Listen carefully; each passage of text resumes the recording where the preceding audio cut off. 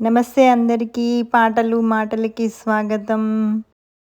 ఈరోజు మేము షాపింగ్‌కని వెళ్ళి అక్కడ నుండి ఫుడ్ ట్రక్ చాలా బావుంటుందని విని స్వాద్ మామ ఇండియన్ దేశీ ఫుడ్ ట్రక్ గురించి తెలుసుకొని, సరే టేస్ట్ చేద్దాము, ట్రై చేద్దాము అని చెప్పి వెళ్ళాము. ఇది చాలా పాపులర్ అంటండి. సరే మన మన వాళ్ళు కూడా రష్ కూడా బానే ఉంటుంది. ఫుడ్ బావుంటుంది కాబట్టి అని చెప్పి అన్నారు. సరే అని చెప్పి వచ్చాము. ఇక్కడ మెనూలో కూడా చాలా వెరైటీస్ ఉన్నాయండి. కొన్ని కొన్ని అయితే వాళ్ళ స్పెషల్ సిగ్నేచర్ డిష్‌లంట. యాంబియన్స్ అంతా కూడా చాలా సూపర్బ్‌గా ఉంది. ఎదురుగా వేరే ఫుడ్ ట్రక్ ఏదో వేరేది కూడా ఉంది. 2 కలిపి ఒకే లొకేషన్‌లో పెట్టారు. ఇది కొంచెము వాటర్‌కి పక్కనే ఉంది. సరే వీడియోకి బావుంటుంది కదా అని చెప్పి మేము ఫుడ్ ఆర్డర్ పెట్టేసి నీటి పక్కగా వచ్చాను. మీకు కూడా చూపిద్దాము ఇక్కడ ఎలా ఉంది అనేది అని చెప్పి ఇటువైపుగా వచ్చాను. ఇటువైపు కొంచెం బీచ్ కాన్సెప్ట్ లాగా కట్టారు వీళ్ళు. పైనేమో హట్ టైప్‌లో కొంచెం రెల్లుగడ్డదేసి కవర్ చేశారు. ఇది ప్రస్తుతం అయితే క్లోజ్‌లో ఉంది ఇటువైపు పక్కన. సరే ఇక్కడ అన్ని బొమ్మలు అవన్నీ ఉన్నాయి, బాగున్నాయి కదా అని చెప్పి ఇదిగో ఇదేమో ఇది చూడండి, పిల్లలు ఆడుకోవడానికి కొంచెం వాటర్ పోసి పెట్టుంచారు.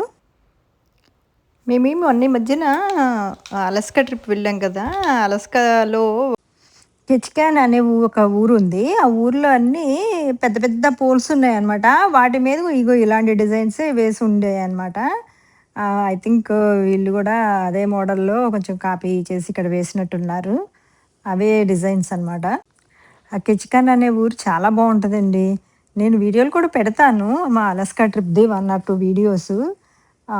ఇక ఇక్కడేమో ఇలాగ వాల్ డెకరేషన్ చేశారు. ఐ థింక్ ఫోటోల కోసం అనుకుంటా. ఇది బేసికల్లీ వాటర్ స్పోర్ట్స్‌కి సంబంధించిన ఆహ్, ప్లేస్ అనుకుంటా ఇది. రెంట్‌కి తీసుకొని అలా నీళ్ళల్లోకి వెళ్ళొచ్చనమాట. ఇక్కడ స్కూటర్లు, వాటర్ జర్కీనో ఏదో అంటారు. అవన్నీ ఉన్నాయి. బోట్లు కూడా కనపడుతున్నాయి కదా అటువైపు. బోట్లు కూడా ఉన్నాయి. బీచ్ వాతావరణంలాగా ఈ చెట్లు కూడా పామ్ ట్రీస్ భలే ఉన్నాయి గదా! ఇక బోటు తీసుకుంటే బోట్‌ని ఇగో దీనిలోండి ర్యాంప్ అనమాట. ఈ ర్యాంప్ మీదుగా నీళ్ళలోకి నెట్టుకొని ఇక అక్కడ నుండి బోట్ రైడ్ చేసుకుంటారనుకుంటా. కపుల్ ఆఫ్ బోట్స్ అయితే ఇక్కడ పార్క్ చేసి ఉన్నాయి. అగో మేము ఆర్డర్ చేసిందేమో చూపిచ్చాను గదా! వేలు పెట్టి అదనమాట దేశీ ట్రక్. ఇంక ఇటువైపు పక్కనేమో ఈ వాటర్ స్పోర్ట్స్ రైడ్స్ ఇవన్నీ ఉన్నాయి. నా ఎనకాల చూసారు గదా! సరే ఫుడ్ ఇంకా రాలేదు కదా అని ఇంకొంచెం ముందుకెళ్ళి ఇది కూడా చూపిద్దాం మీకు అని చెప్పి నేను అటువైపు పక్కగా వెళ్ళాను. బావుంది గదా! ఈ ఏరియా బావుంది. ఇక్కడ ఫోటోలు బాగా మంచిగా వస్తాయి. ఫ్లవర్స్ అన్నీ డెకరేషన్ చేసి ఫోటో వాల్ లాగా పెట్టారు. ఈ లొకేషను, ఈ డెకరేషను ఇవన్నీ చాలా బాగా నచ్చినియి నాకైతే. ఆ రోజున మా ఇంట్లో మల్లెపూలు పూసినట్టున్నాయి. అయి గూడా పెట్టేసుకున్నాను. వెళ్లి తీయడం మర్చిపోయాను. అదేంటండి ఎళ్ళేటప్పుడు తీయడం ఎందుకు అనుకుంటారా? ఇక్కడ ఎవరు పెట్టుకోరండి. మనం పెట్టుకుంటే వింతగా ఉంటది. అందుకని అంతగా ప్రిఫర్ చేయను. ఇంట్లో ఉన్నప్పుడైతే మనం అంతా 100% దేశీ.